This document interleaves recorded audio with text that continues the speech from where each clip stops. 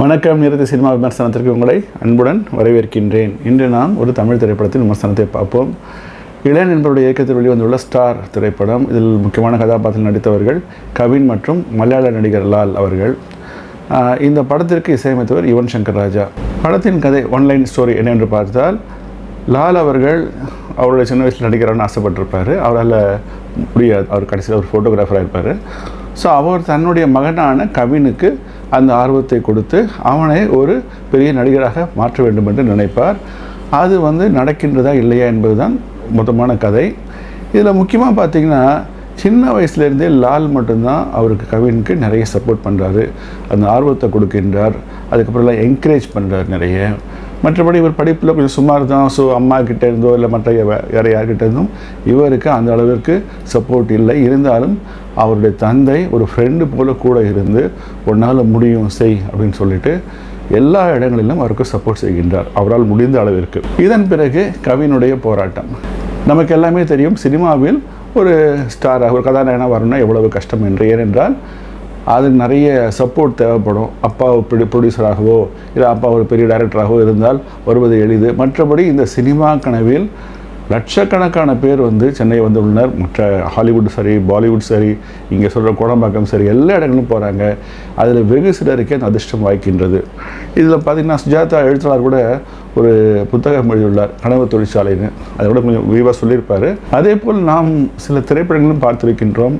இந்த மாதிரி முயற்சி செய்து வருவது இல்லை முடியாமல் போவதெல்லாம் பார்த்திருக்கின்றோம். இந்த திரைப்படத்திலும் அது போன்று சிலரை காண்பித்திருக்கின்றனர். சினிமா எப்படி ஒருவரை உச்சத்தில் வைத்திருக்கும், திடீரென்று சறுக்கி விட்டு கீழே வந்து விடுவார் என்பது போன்ற விஷயங்களை இதில் காண்பித்திருக்கின்றனர்.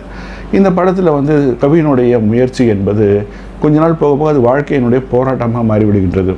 அவருக்கு முதல்ல ஒரு காலேஜுங்க ஒரு லவர் ஒருத்தவங்க இருக்காங்க. அவங்க ஃபஸ்ட் ரொம்ப சப்போர்ட் பண்ணுறாங்க. அப்படி இருக்கும்பொழுது இவர் ரொம்ப ட்ரை பண்ணுறாரு.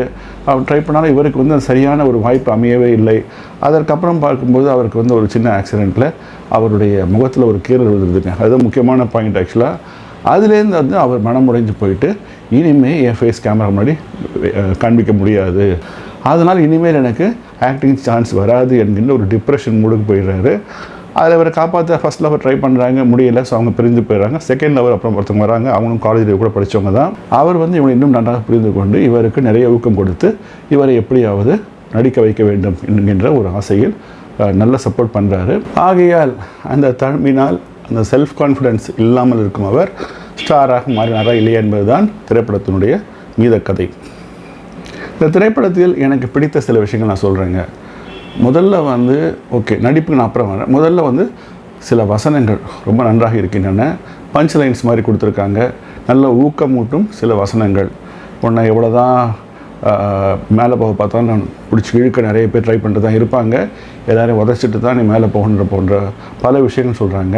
இதில் ஆரம்பத்தில் பார்த்திங்கன்னா அவர் ஸ்கூல் ட்ராமாவில் பாரதியாரை கவினை நடிக்க வைப்பாங்க. இவங்க அப்பா அனுப்புவார். அப்பொழுது அவருக்கு மீசை கிடைக்காது, மீசை இல்லாமல் போயிடும். அப்போ அவர் சொல்லுவார், நீ நல்லா பேசி நடித்தேன்னா மீசை இல்லைன்றதை யாரும் நோட்டீஸ் பண்ண மாட்டாங்க அப்படின்னு சொல்லுவார். எனக்கு அதில் பிடிச்ச விஷயம் என்ன தெரியுங்களா, அவங்க சூஸ் பண்ண அந்த பாட்டு தான். அந்த பாடல் மிக அருமையான பாடல். தேடி சோறு நிதம் தின்று பல சின்னஞ்சிறு கதைகள் பேசி மனம் வாடி துன்பமிக உழன்று பிறர் வாட செயல்கள் பல செய்து நரை கூடி பருவம் எய்து பின் கொடுங்கூற்றுக்கு இறையனமாயும் பல வேடிக்கை மனிதரை போலே வீழ்வேன் என்று நினைத்தாயோ. ஆக்சுவலாக இந்த பாட்டுக்கு மீசையே தேவையில்லைங்க.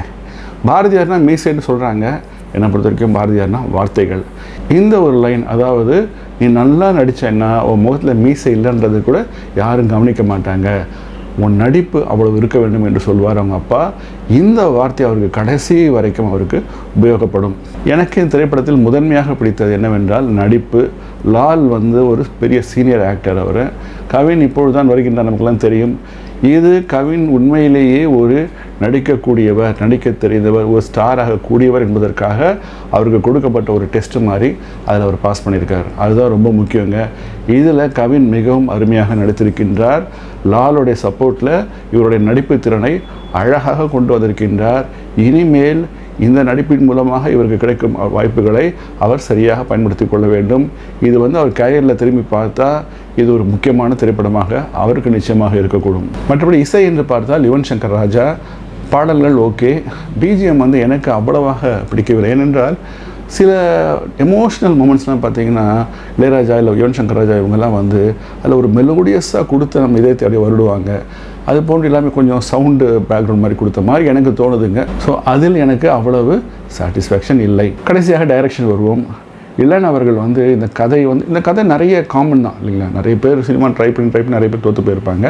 ஆனால் இந்த கதையை வந்து எடுத்து சில பலமான வசனங்கள், அற்புதமான நடிப்பு திறனை அவர் வெளிக்கொணர்வதில் வந்து அவரால் முடியும் என்பதை நம்பி அவர் திரைப்படத்தை எடுத்திருக்கின்றார். நிச்சயமாக இது அவர் எடுத்த ஒரு நல்ல திரைப்படம் தான் என்று நான் கருதுகின்றேன். திரைப்படத்தை பார்க்கலாமா வேண்டாமா? இது வந்து ஒரு என்டர்டெயின்மெண்ட் மூவி கிடையாது. இருக்குது, கொஞ்சம் சில காலேஜ் சீன்ஸ்லாம் இருக்குது, சில பாட்டெலாம் முதல்ல ஆரம்பத்தில் வருகின்றன. மற்றபடி இது வந்து மிக முக்கியமாக ஒரு எமோஷ்னல் ட்ராமா தான். ஒரு பேஷன், அவன் வந்து எவ்வளவு ஸ்ட்ரகிள் பண்ணி அதை வந்து அவன் சக்ஸஸ் ஆகணும் அவன் ட்ரை பண்ணுறான். அது மட்டும் அல்லாமல் அது 2 தலைமுறையாக வந்த ஒரு ஸ்ட்ரகிள். அது லால் வந்து தோல்வி அடைந்தாலும் அவர் அதை விடவில்லை. அந்த முயற்சி அவனை பங்கெடுக்க கொடுத்து அப்படியே தோல் தூக்கி தான் கொடுக்குறாரு. ஸோ அந்த ஒரு பேஷனுக்கு இந்த விடாமுயற்சியில் வரும்பொழுது எவ்வளவு தோல்விகள் வந்தாலும் அந்த முன்னேற்றத்தை காண்பதில் போகும் ஒருவருடைய அந்த திரைப்படத்தை பார்ப்பது என்பது நமக்கு ஒரு பாசிட்டிவான ஒரு நல்ல விஷயமாக தான் இருக்கும் என்று நான் நம்புகின்றேன். ஆதலால் இந்த திரைப்படத்தை நீங்கள் தியேட்டரில் சென்று பார்க்கலாம் என்பதே என்னுடைய தாழ்மையான கருத்து. இந்த விமர்சனம் உங்களுக்கு பிடித்திருந்தால் தயவுசெய்து உங்கள் நண்பர்களுக்கு ஃபார்வர்ட் செய்யுங்கள். நிரதி சேனலுக்கு சப்ஸ்கிரைப் செய்யுங்கள். உங்களை மீண்டும் அடுத்த பதிவில் சந்திக்கின்றேன். அதுவரை என்றென்றும் நன்றியுடன் வணக்கம்.